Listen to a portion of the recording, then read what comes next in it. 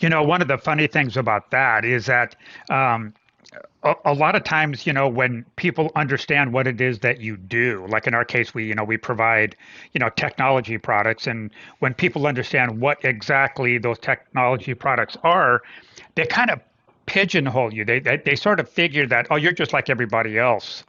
If I get it from you, it's the same if I get it from, company X or Y or Z. But the truth of the matter is that that isn't really the case because there are differences. There are some people who specialize in these products. There are some companies that um, are more diversified. Like, let's say they primarily sell computers, but on kind of as an ancillary product, they also offer some headsets. Well, they're not really a specialist in the area. They're more of a generalist.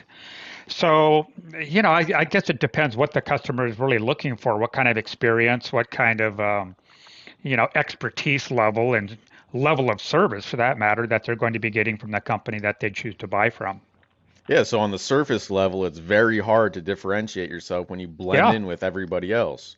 Mhm. So how do you set yourself apart is always the thing that we're trying to come up with, which is why we're going down the road of, like Dustin, like what you were talking about is creating brands that you know you can control that messaging to, so that way you're not in this fight always to be like, hey, we provide great service. They're like, yeah, all of you say that.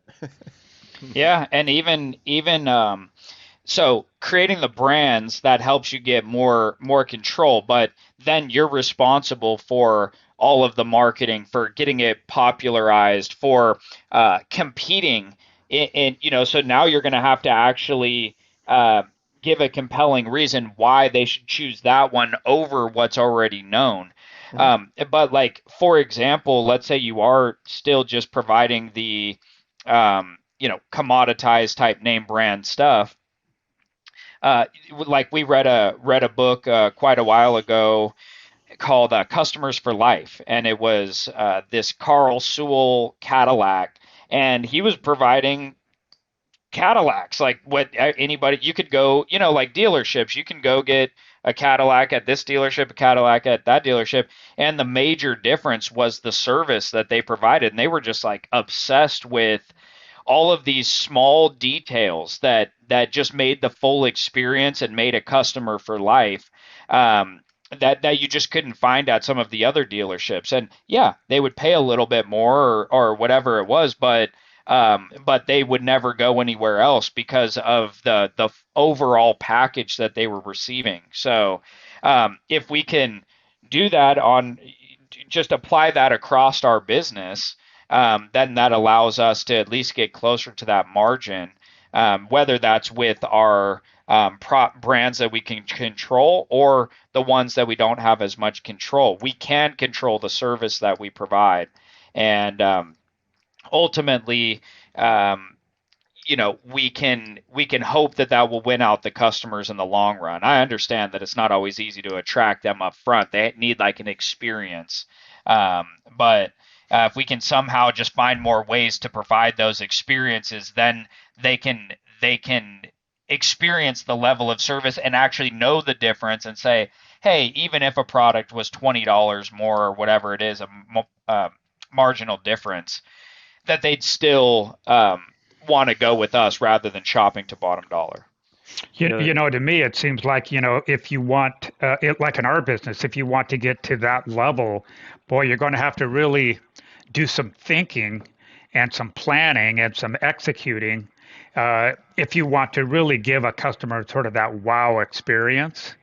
Um, really, think about it. What is it that you can really do that's going to have somebody saying, wow, I'm just willing to pay more from these guys because they're that good? Well, what does that good really mean? You know what I mean? So, I don't Yeah, know. so I think in this day and age, it's like easier than it's ever been, in my opinion, to wow customers. I mean, in the past, it was expected that you would provide great service. Nowadays, even having somebody answer the phone, period, is like, wow. It is. Or even somebody that does what they say they're going to do, Yeah. that's rare and it's shocking that people still continue to buy from organizations that just can't do the basics. It's like very basic because what they're trying to do is they're just involved in the race to the bottom, and they're cutting all the costs on like actually service and support. So they're cutting their, that's how they're going about trying to, it's like this race to the bottom, and then they've got to cut instead of, hey, we do charge a premium, but you're going to get more. So it's kind of like uh, a a weakening of just the ability to sell, I guess. I don't know. It's it's shocking, but I think it's easier than it's ever been if you just go back to the fundamentals of what is good service and then just provide that. It's nothing special per se. It's just doing what everyone would expect for what good service is, like smile, thank you, answer I, the phone quickly. I have a feeling, though, in your Cadillac example, I'll bet that company was doing a lot of very granular things that maybe would not be, extremely obvious. You know what I mean? Some of the smaller stuff. Uh, sending birthday cards when somebody has a birthday. I don't know. I just, different things. I don't know.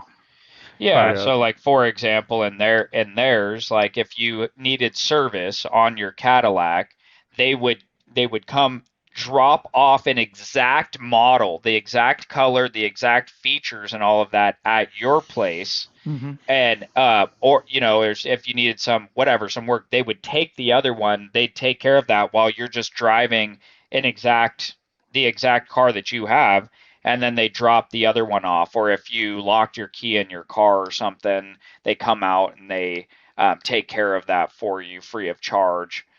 Free of charge being it's built into the cost yeah, yeah, initially, but that's offered as well. So anyway, things like that are differentiators that just say, hey, when I'm driving this Cadillac, I just have peace of mind knowing that everything's going to be great. sure.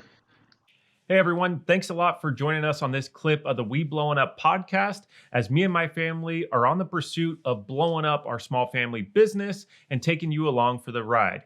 Now, if you want to see the full episode, check that out right up here. Otherwise, check out another clip of here and make sure you're subscribed so you don't miss out on future episodes and clips.